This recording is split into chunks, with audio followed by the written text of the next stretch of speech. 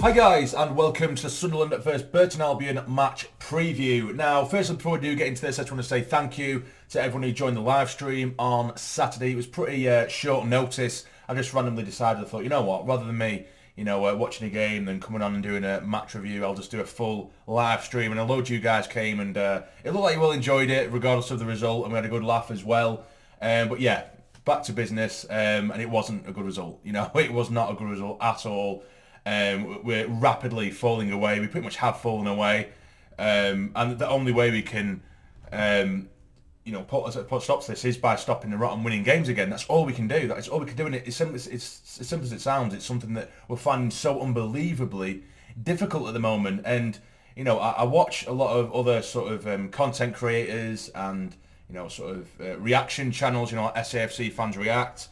And you speak to a lot of fans, and the first thing that people are saying is Madrox this, Madrox that, and I get it, of course I do. I made a whole frigging video about it. I'm fuming about the whole situation myself. I don't like the situation that's going on above, at the club. But let's talk about what's going on the pitch, because what's going on the pitch, you can't necessarily blame 100% on Madrox. You need to isolate the performances of these players, and at the end of the day, it isn't good enough for a team that, again, it's cliche, I say it all the time, but on paper should be doing a hell of a lot better.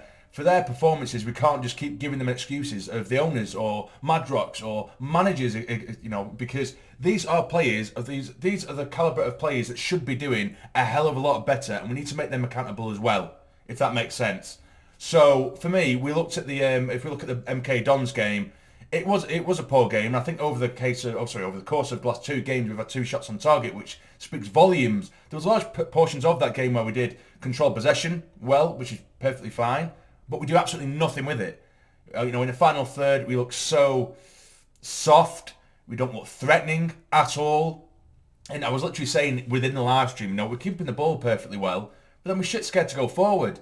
There was times where, I don't even get me started on Corey Evans, but even the likes of, Matete, who I think was man of the match, by the way, even though it was him who was kind of at fault for the second goal for MK Dons, he was still man of the match for me. And Neil was at fault for what I was about to talk about as well. Basically, there'd be times where, even though we didn't press for the majority of the game, or for large parts of the game, the little bits and pieces we did in terms of pressing, we would press, nick the ball in a really good position, say in the middle third, and there's 10-15 yards of grass to run into. So I'm thinking, run at them, ask questions of them, and then they would be absolutely hell-bent on turning backwards. And it was pointless. It felt absolutely pointless. There was a couple of times where Doyle had done it, and Bailey Wright had done it, where they'd get a great interception, close down the play in the middle of the park, and thinking, right, pass the ball on and move forward. And there were times where both Doyle and Bailey Wright were literally wrestling with MK Dons players to get back into our own half.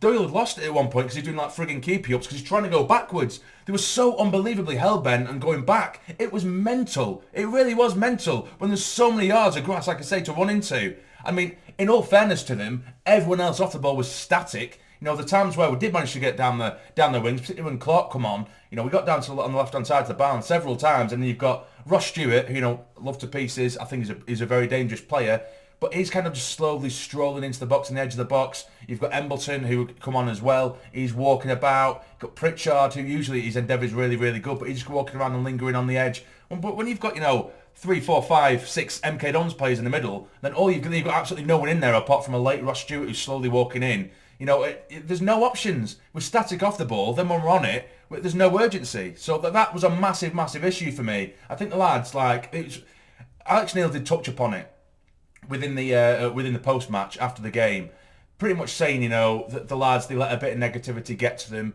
and as soon as they hear the crowd, they kind of get within the shells and start going backwards rather than attacking and having that confidence. And he pretty much said, they need to put the big boy pants on because this is the level we're at. We need to keep going. You can't let that affect you too much. And I absolutely agreed with that. The only one thing I didn't necessarily agree with Alex Neil in his post-match to the MK Dons game is he did say that he would, or he hopes that Sunderland fans could see at least what they were trying to do, or at least some minor changes within the performance and the way we were playing. And I'll be completely honest, and I said it again within the stream, there was absolutely no difference. There was no difference in the performance from recent weeks. Even when Lee Johnson was here, but that isn't me digging Alex Neil out. He's been here a week or whatever. He's had nowhere near enough time to really embed his ideas.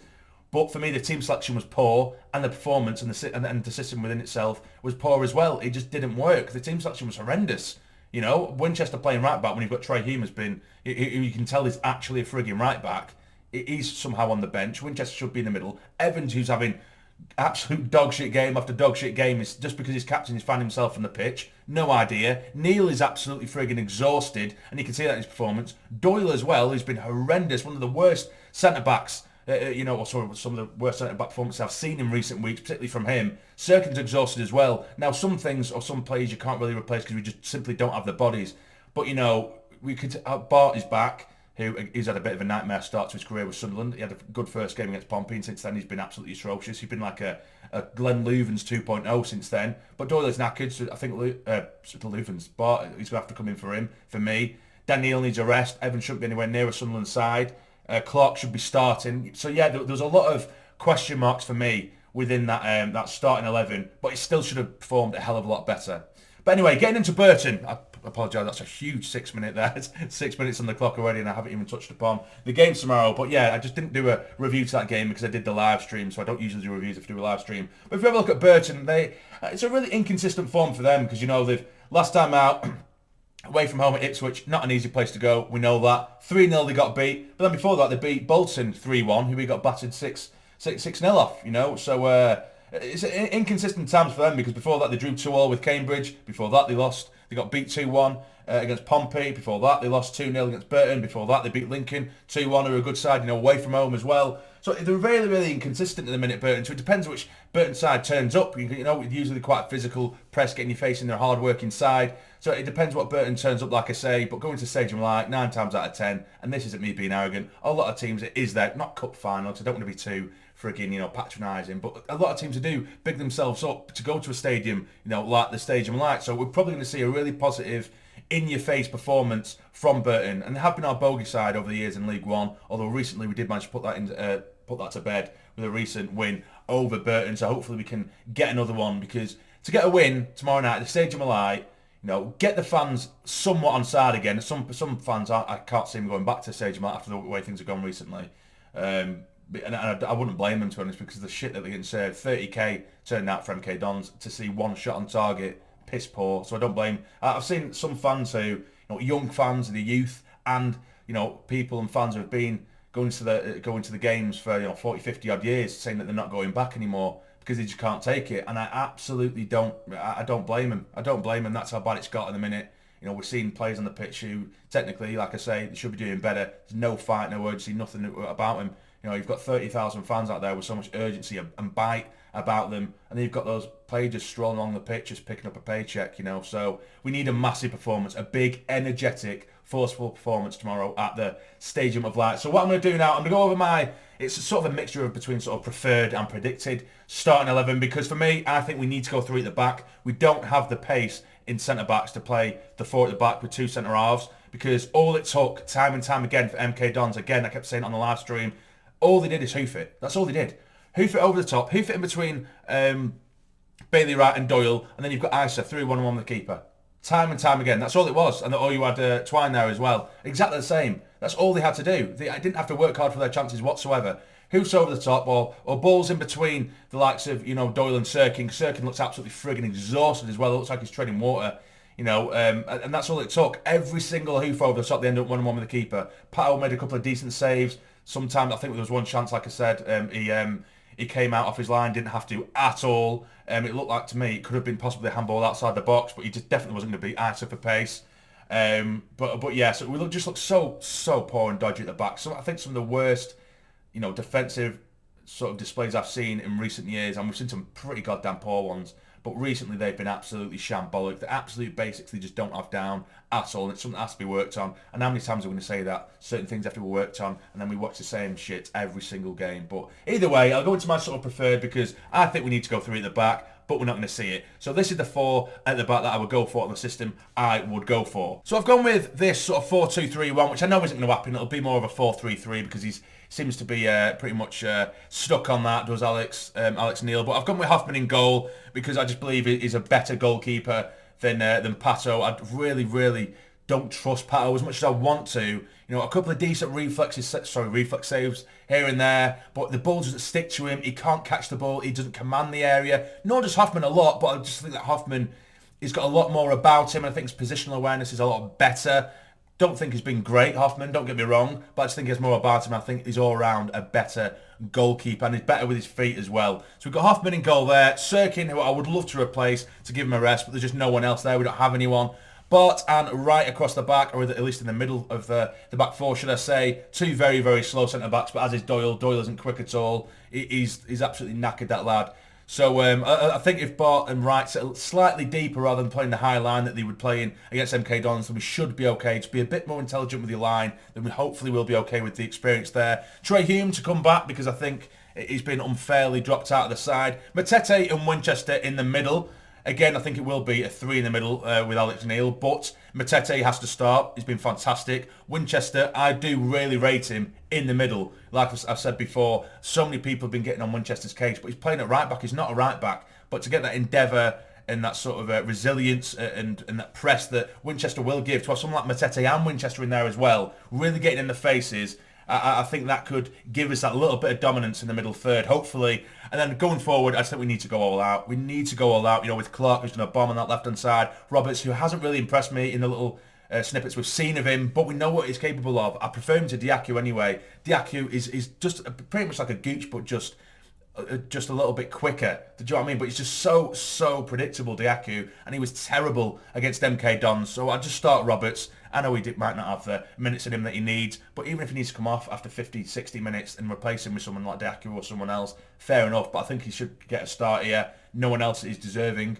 Pritchard as well in there. I think he's just got that class, and if we got those set pieces, and of course he's got the eye for goal. He's also got that bit of creativity that we need around Ross Stewart because he's looking like a lonely figure at the minute, Ross Stewart. But I think Ross Stewart's getting to the point where he is almost a little bit fed up, and you can just see him kind of wandering a little bit. He's not making those really creative, quick runs off the ball to get in behind like he used to. He's a little bit static up there, so he needs to take, or at least needs to shoulder at least some of the blame for his recent form. But here is another lineup that I've gone with as well. We've got 3 at the back. Now, I've gone with Trey Hume there. Of course, we could say get Doyle in there, but this is just because I really just want Doyle out the side at the moment. I think he needs a rest, like I say. We could put Jamali in there, but I just think if you have Jamali in there, then you've got 3 really, really slow centre-backs, and Jamali, he hasn't played. I get it, a lot of other players haven't either, and I've seen that some people do want Jamali to start, and I won't be completely against it. He has played with the youth side as well to get a little bit of game time, but this is what I would go for. I think Hume would give us that little bit of a pace at the back. So we've got Bart, Wright and Hume there, then Matete and Winchester again in the middle, and then pretty much the same forward line, but with Defoe up top alongside Stewart. That is the system. I mean, it might not be the exact person I would go for, but that is a system I would like to see us play, but under Alex Neil, I don't think we're ever going to see that. So those are my 2 sort of preferred / predicted starting 11s. Now, of course, in the comments, as usual, you guys let me know what you would go for in terms of a preferred starting 11. Now, for my predicted scoreline, I think every sort of preview I've done this season, I've never gone against Sunderland in terms of a loss. I think I've predicted draws before. I think I did predict a loss. Oh, in fact, no, I didn't. I was going to say I predicted a loss against Arsenal, but I didn't. I predicted a 1-0 win. But I want to try and be positive. I want to somehow try and be positive. I don't know how. But I just think with a win to lift the lads at the Stadium of Light as well, going into the game, a massive game at the weekend against Wigan, which I'm going to, by the way. I think it'd be massive. It's more of a hopeful prediction, this. But I am going to go for a Sunderland 2-1 win at the Stadium of Light. Don't know why I'm going for that. But I'm going to go for a Clark goal. I'm also going to go for Ross Stewart again. I think we will go a goal down. And then I think to show that fight and that oomph will just be perfect. So it's pretty much what I want rather than my prediction. But there you go. I'll go for a 2-1 Sunderland win. And yeah, so I don't know whether I'll be doing a live stream for this one. It'll more than likely be a review. It all depends, really. It'll all be very last minute. I'll let you guys know anyway.